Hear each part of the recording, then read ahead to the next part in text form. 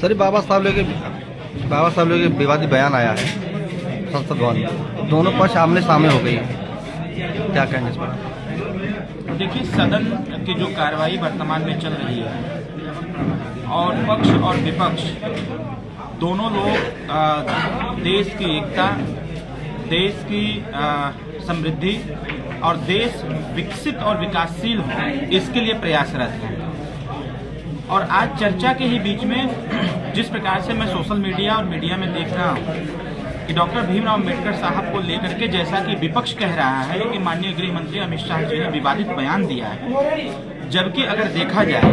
तो माननीय गृह मंत्री अमित शाह जी ने एक उदाहरण दिया है कि ये जो लोग एक तो संविधान को नहीं मानते हैं,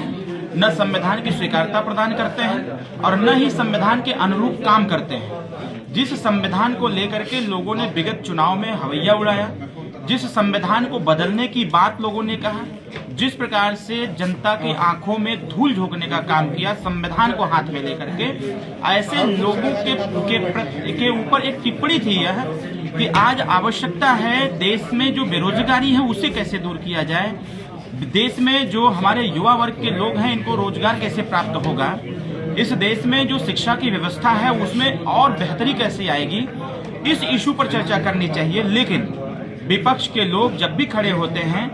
तो जिस संविधान को नहीं मानते, जिस संविधान के अनुसार वो अपनी सरकार नहीं चलाए और जिस संविधान के निर्माता डॉक्टर बी.आर. अम्बेडकर साहब को लोग पचा नहीं पाए, पसंद नहीं कर पाए, ऐसे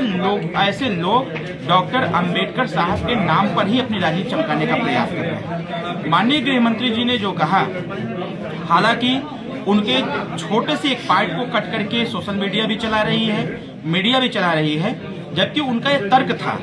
कि आज आवश्यकता इसी बात की है, डॉक्टर भीमराव अम्बेडकर साहब के संविधान ने इस देश को एक रूपता प्रदान किया है। डॉक्टर भीमराव अम्बेडकर साहब के संविधान ने इस देश में स्वतंत्रता का अधिकार दिया, समानता का अधिकार दिया, सबके साथ न्याय हो इसका अधिकार दिया है।